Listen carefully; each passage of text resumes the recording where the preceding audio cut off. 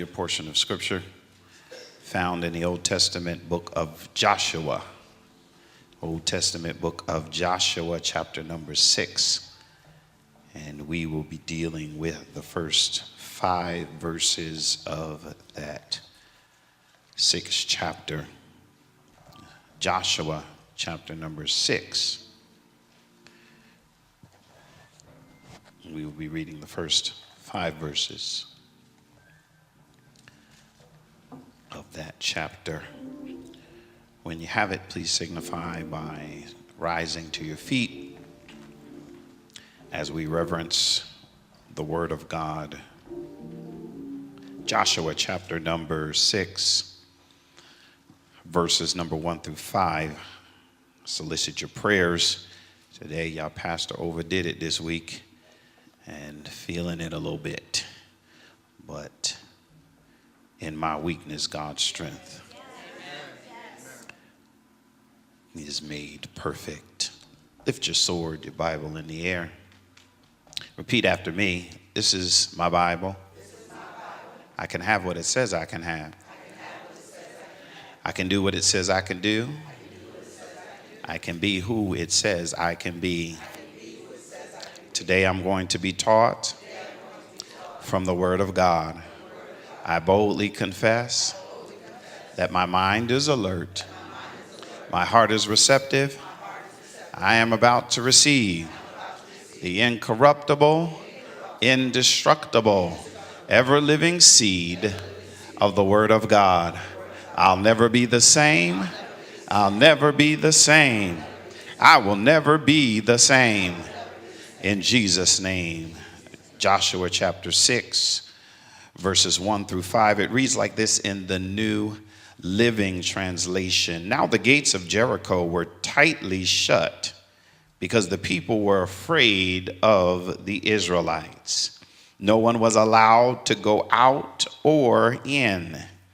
But the Lord said to Joshua, I have given you Jericho, its king, and all its strong warriors. You and your fighting men shall march around the town once a day for 6 days. 7 priests will walk ahead of the ark, each carrying a ram's horn. On the 7th day, you are to march around the town 7 times with the priest blowing the horns.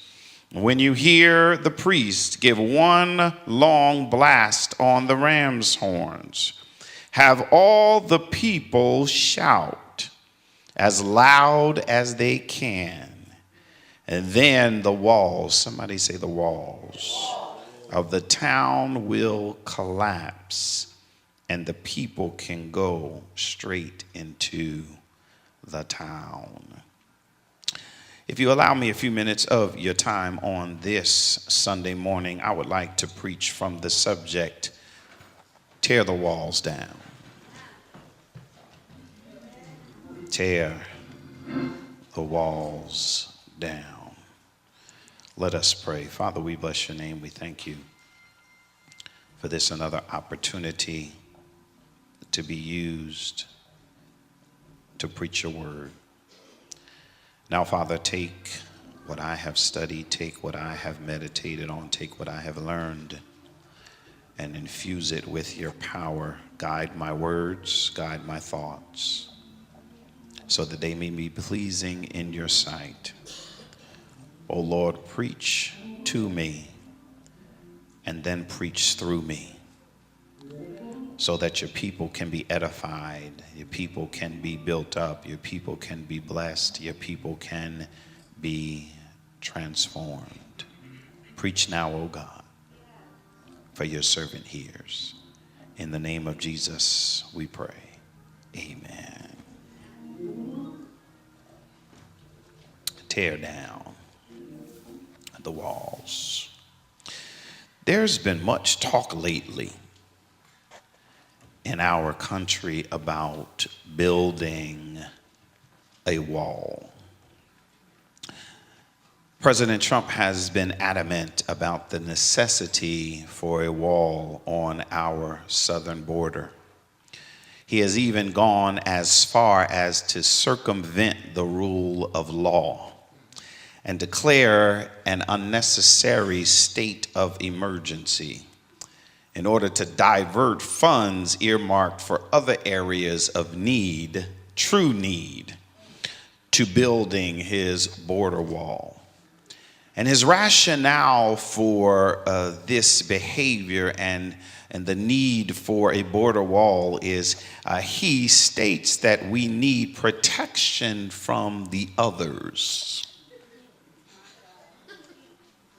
that are invading our country.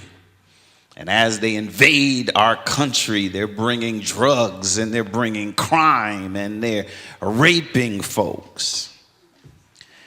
However, the facts show a different story, and we understand that our government is not, our president is not real big on facts. Facts are not his friend. The facts show that undocumented immigrants are less likely to commit crimes than native-born Americans. And most of the drugs that are coming into our country don't come over the wall. They come through designated points of entry. And I'm going to just throw this in there, a lot of the drugs come in because they are allowed to come in through government officials. I just figure I throw that part in. And to make matters worse, and also to further disclaim what President Trump is saying, several days ago, a large shipment of drugs was confiscated. Was not confiscated at the wall. Was not confiscated as somebody was tunneling under the wall. Was not confiscated in any of the undocumented people that have come into the country. The drugs were confiscated at a point of entry. So what is the real reason why our president and so many others, even faith leaders, are so determined to build a wall that will serve no purpose? Well, I would like to sermonically suggest to you today that the purpose of this wall is to keep out those that are deemed the others. The real reason is to exclude and marginalize those that strike fear in the hearts and minds of a select group, a minority in the population of this country. It is to keep out those folks because they fear that at some point America is going to become a brown country.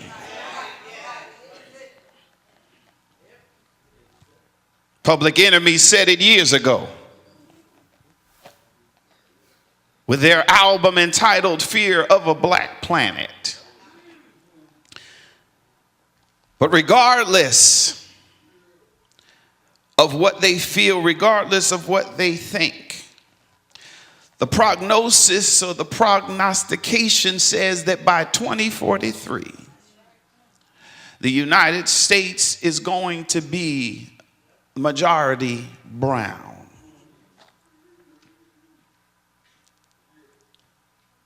The real reason is fear.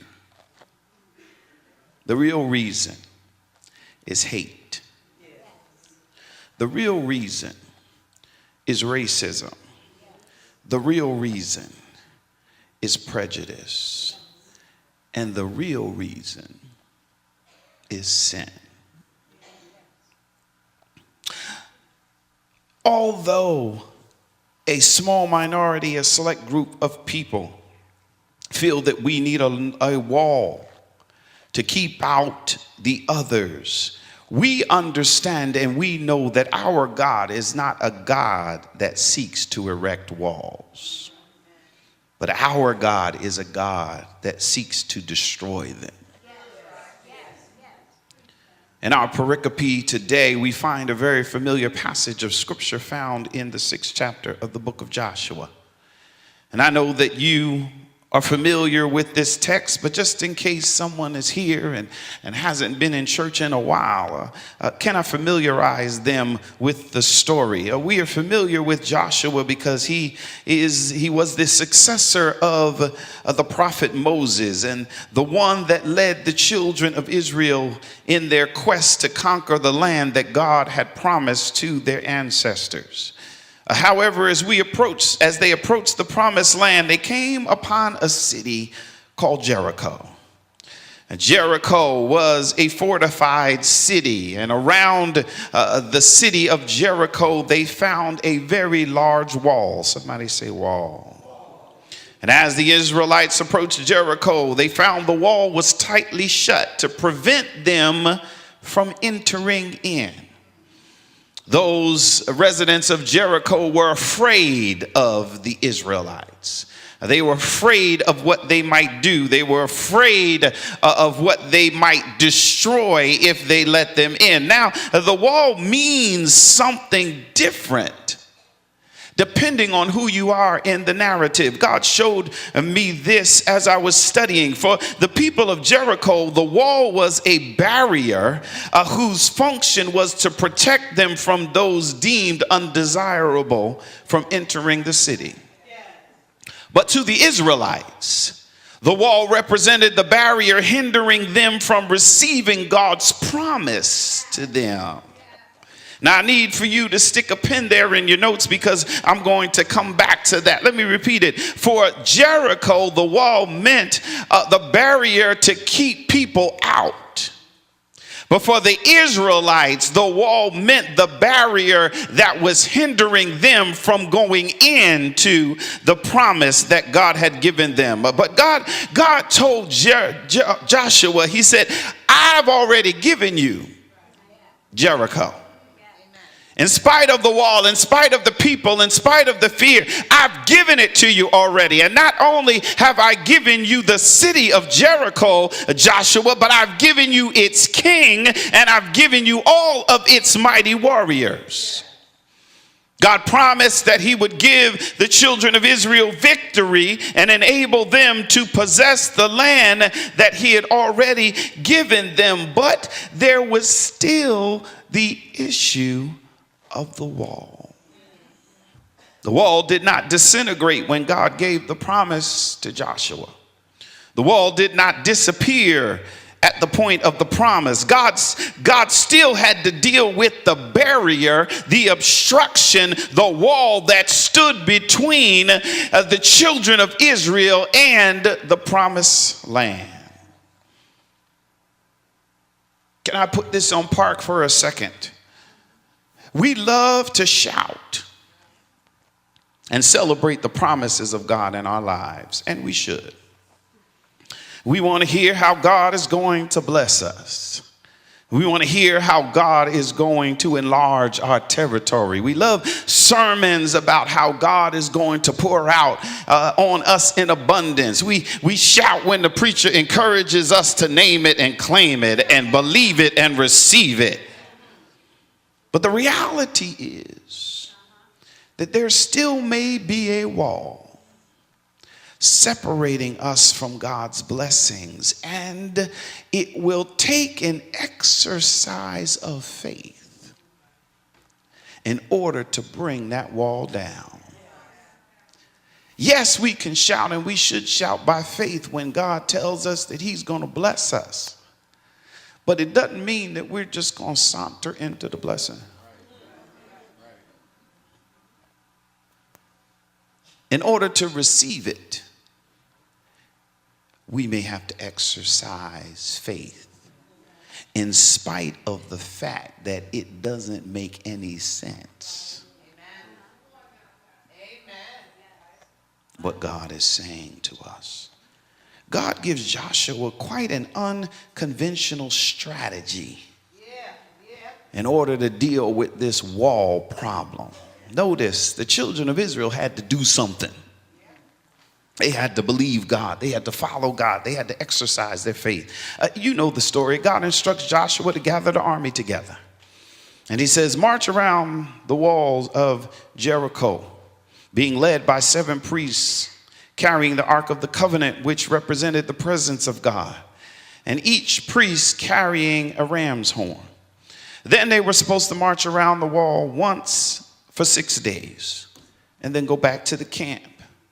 March around on the 2nd day, go back to the camp. March around on the 3rd day, go back to the camp. And notice God said, when you march around, don't say nothing. And if I can divert for a second, I think I understand why God told them march around and shut up. Because a lot of times when God gives us instructions, it doesn't make sense. It doesn't make sense in the natural. We don't see how God is going to do it. We think that some of the things that God tells us might be a little crazy, might be a little, is this really God? Is God really saying this? Leader Joshua, wait a minute. That don't make no sense. You're a military strategist. You're one of the best. And your strategy is that God said that we just gonna march around this wall? That's what God said. God said, listen, I don't need your opinion on this. All I need is your obedience. And so God said, Joshua, tell them march, but shut up. Don't y'all say nothing. Because there's always somebody in the crowd that thinks they know more than God. There's always somebody in the crowd that thinks that they've heard from God too. So God tells them march around once for 6 days. And then on the 7th day, march around 7 times. And on that 7th time, God instructed the priest to blow the ram's horn. And he said, when the people hear the loud blast on the ram's horn, tell the people I said to shout.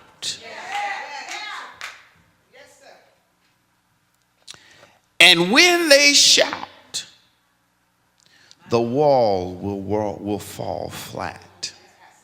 Again, it doesn't make sense in the natural. God didn't tell them anything about weapons. He didn't tell them anything about cannons or guns or knives. All he told them was to have enough faith to walk and shout, and he would take care of the rest. Again, not a typical military strategy, but because Joshua and the Israelites believed God and exercised their faith, they were able to possess what God had promised them. Can I make application of the text in our contemporary context? Can I do that? Saints of God, I came to tell you this morning that we have a wall problem in the church. Yeah, we have a wall problem in some churches, not here though, but some church in some other city, in some other state, in some other country. The physical walls of the church serve as a barrier between those in the church and those people outside of the church that the church folk deem undesirable. The physical walls of the church function to separate the church members within from those that are on the outside. But we also have, in addition to that type of wall problem, the church also has a different kind of wall problem. In response to being wounded by other brothers and sisters in the body, some of us have erected spiritual walls between ourselves and our brothers and sisters in the church. Now I understand and I sympathize, I empathize with those that have experienced church hurt. Trust me, I have experienced some of the worst hurt in my life, not out in the world, but with church folks. And so I understand, I feel you. I can relate to what you're saying. I understand how it is to be hurt by a brother and sister that is supposed to have your back, supposed to be praying for you, supposed to be walking with you, supposed to know Jesus. I understand how it is to be injured by those and to then have to take protective measures to prevent further injury in the future. But I said earlier that walls can have dual purposes. And so I throw this out for you to wrestle with, as I had to wrestle with in studying the text. What if the very wall that you erect to protect yourself is the very wall that hinders you from walking into God's promise? What if the person that you were trying to keep at arm's length is the very person that God is going to use that holds the key to your deliverance? Is the wall worth it then? Oh my God. Jesus shed his blood in order to break down walls, not to rise up walls. He shed his blood to tear down the walls between us and God as a result of the sin of Adam and Eve. When Jesus died, the veil of the temple was torn from the top to the bottom, signifying that we now have access to God through the blood of Jesus Christ.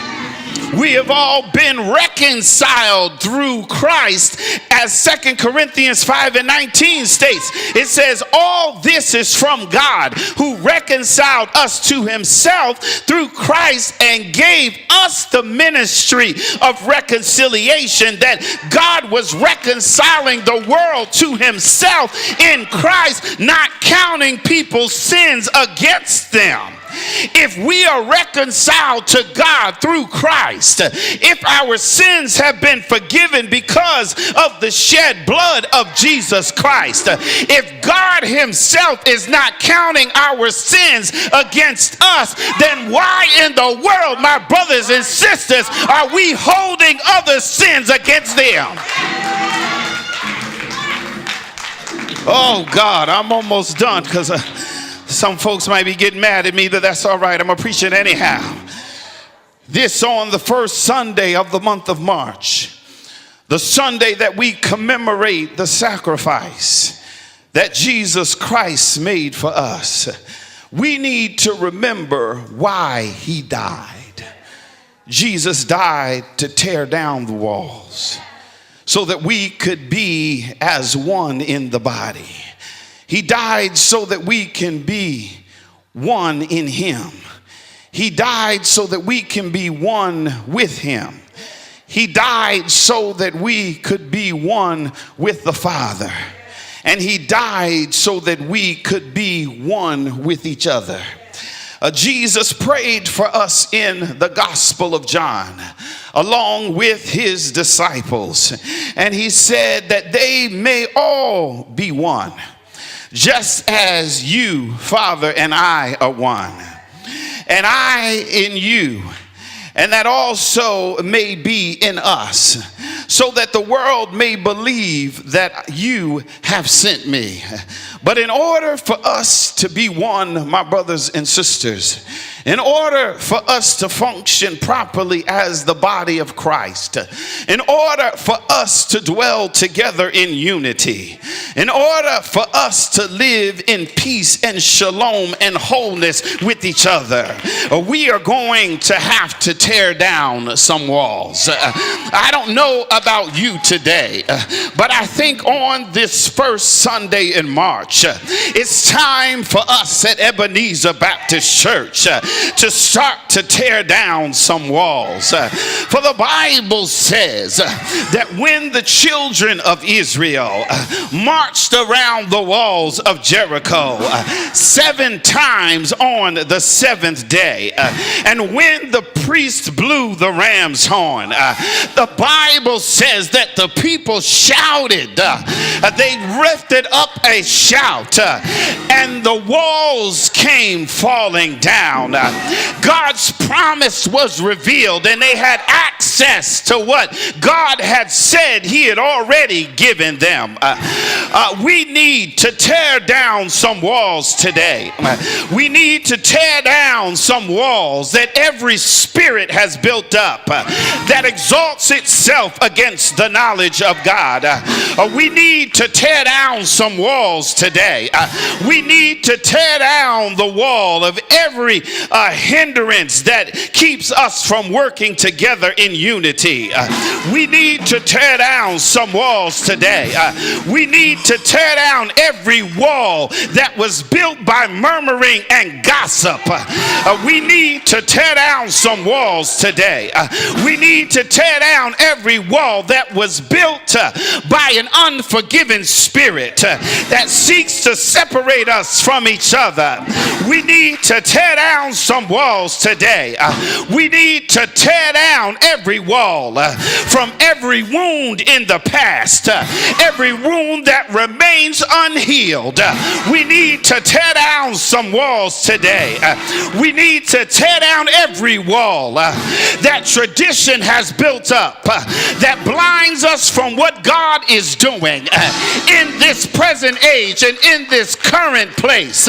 We need to tear down some walls today. I wonder if I have some folks in Ebenezer Baptist Church that are ready to tear down some walls and walk into what God has for you today. I don't know what walls you have that may be keeping you from walking in God's promise, but I believe there's some folks today that are sick of looking at a wall. I believe there's some folks today that are ready to walk into God's promises. I believe there's some folks today that are ready to shout your wall down. I believe that there's some folks today that are ready to enter in and move to the next level. And if there's anybody in here that is ready to walk around the wall, that's ready to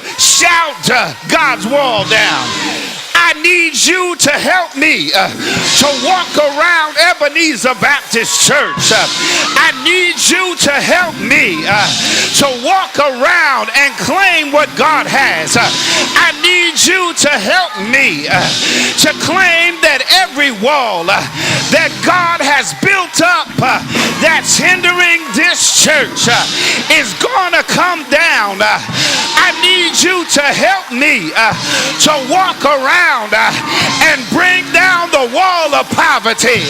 I need you to help me to walk around and bring down the wall of dissension. I need you to help me to walk around to bring down the wall of gossiping.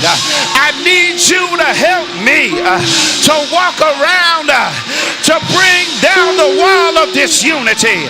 I need you to help me to walk around to bring down the wall of unrighteousness. I need you to help me to walk around and bring down the walls of jealousy. I need you to help me to walk around and bring down the walls of strife. I need you to help me to walk around and bring down the walls of conflict. I need you to help me to walk around and bring down the walls of depression. I need you to help me to walk around and bring down every wall that the enemy has erected. And now that we walked around the wall, if you believe that God is bringing walls down, if you believe that God is tearing walls down, people of God, I need you on the count of 3 to shout, shout, shout. All 3. 1, 2, 3. Shout, shout, shout, shout, shout.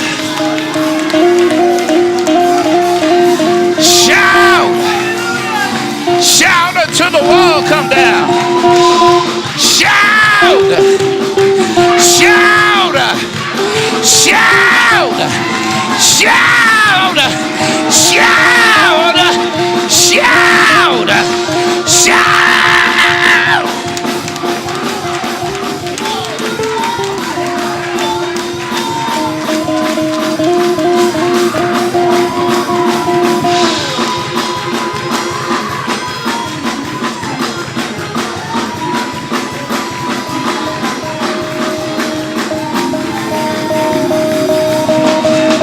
See them coming down. See the walls coming down. See the walls coming down. See the walls in your life. Shout for the walls in your life. That's coming down. That's falling flat. And then cross over. Cross over. Cross over into your promise. Shout. Shout. Shout.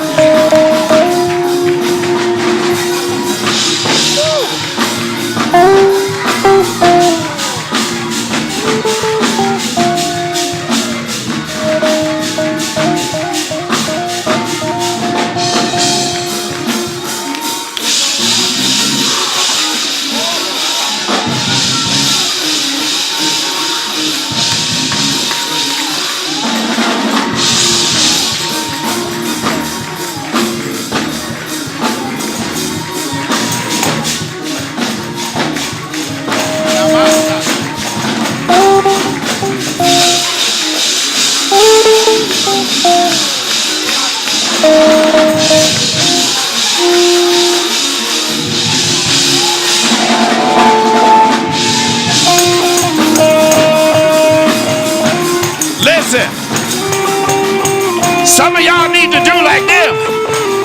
They done marched around the wall. They done shouted. Now they running into their promise.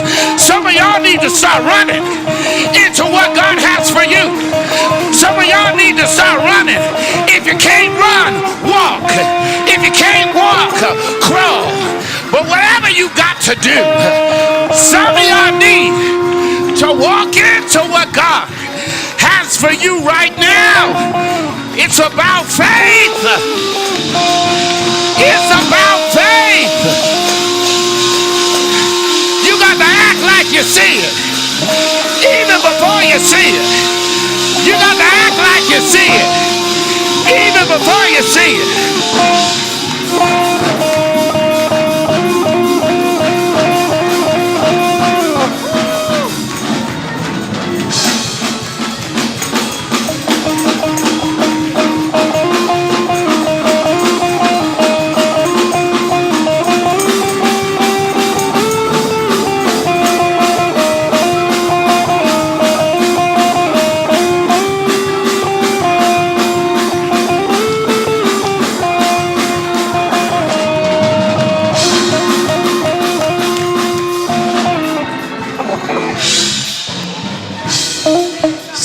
It's time.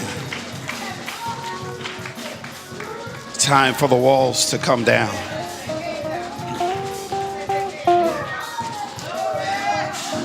Listen, I know that sermon ain't for everybody because some of y'all are comfortable behind your wall. Some of y'all think you're protected behind that wall. Some of y'all not going to give up that wall of unforgiveness. Some of y'all not going to give up that wall of being power hungry. Some of y'all not going to give up that wall. And that's all right for you. But there's some folks in here that got enough faith to believe that I'm getting out of this wall. I'm breaking through this wall of sickness.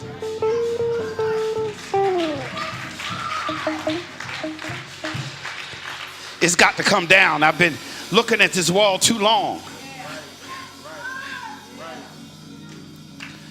Some of y'all been looking at that wall of unforgiveness too long. The person that you haven't forgiven is going on about their life. They living joyously, and every time you see them, they ain't even think about you. They going on with their life. but you're comfortable bound behind a wall. And God is saying, if I could just get you to believe past the wall, I'll bless you. And whatever they've done to you, I'll repay them.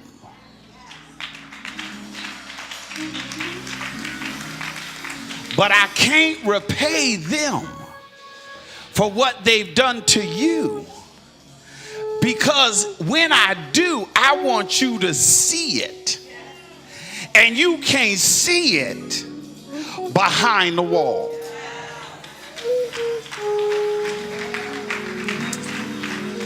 And so I need you to exercise your faith, saith the Lord, and trust that if you give it to me, I will not only bring down the wall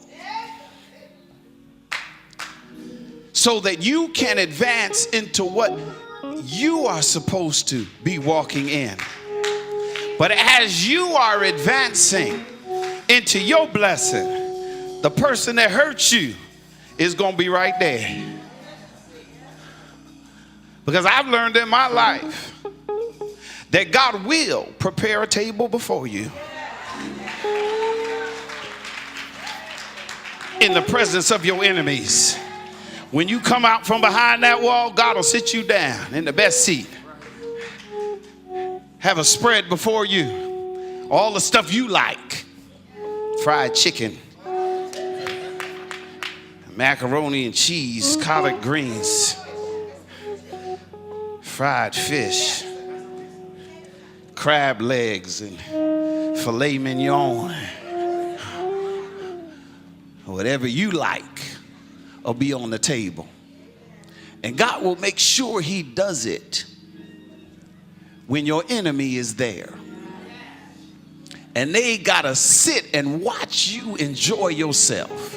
They got to sit and watch you eat of the fatness of the land. They got to sit and watch you be blessed.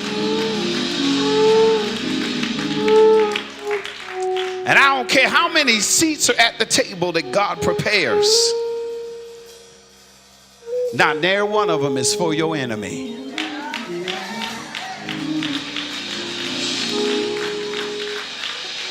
They won't be able to participate in anything that God has blessed you with. Church, it's time. It's time. It's past time. Past time. God is waiting on us to exercise our faith and tear down the walls in our lives. Some of you is the wall of addiction. God wants to elevate you. He wants to promote you. But he's waiting for you to make him God and not that drug, not that person. He said, I'll wait on you. Until you make me God, you will never get my elevation. Any other thing that you put above God is not going to elevate you. It's going to bring you down. But when God is first in your life, promotion comes from him. Some of you are waiting because you think God has overlooked you. You've allowed yourself to be bitter. You've seen people advance past you in ministry. You think, God, when is it my time? Some of these folks came after me, and now they're farther ahead than I am. When is it going to be my time? And you've allowed the wall of bitterness to rise up in your spirit. I hear the Spirit of the Lord saying today, your time is in my hands. It's in my hands. God said, I know the right time to elevate you. And the fact that you can't rejoice when other people are elevated is reason for you not to be. You've just shown that you're not ready. And so work on that. And when that wall comes down, my promotion will be seen. I tell the ministers all the time. I said, don't get in a hurry for God to elevate you. Because at another level, at a higher level, there's a stronger devil. And I know it's a cute little saying in church, but understand that's the truth. Because the higher you go in God, the more resources the devil sends to pull you down, to make you ineffective. I told them, I said, listen, I was preaching 20 plus years before I was ordained.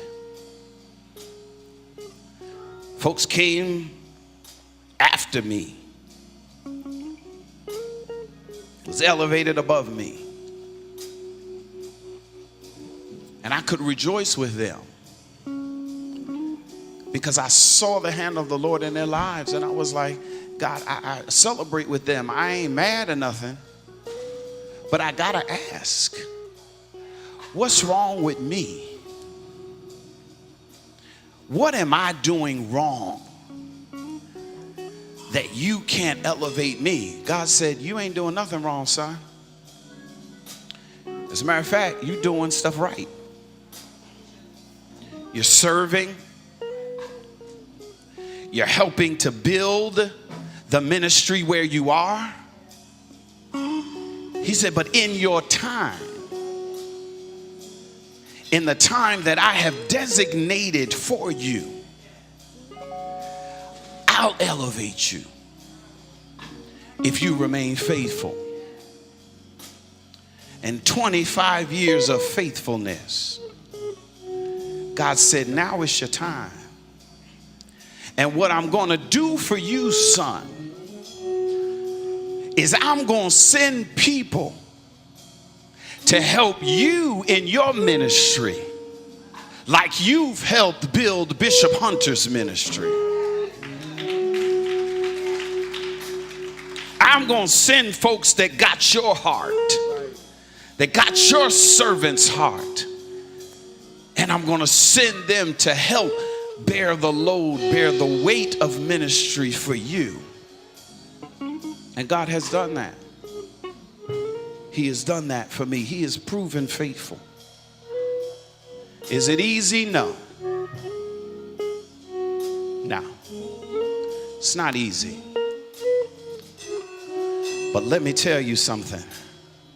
I'm a witness. It is worth waiting on God. Amen. Amen.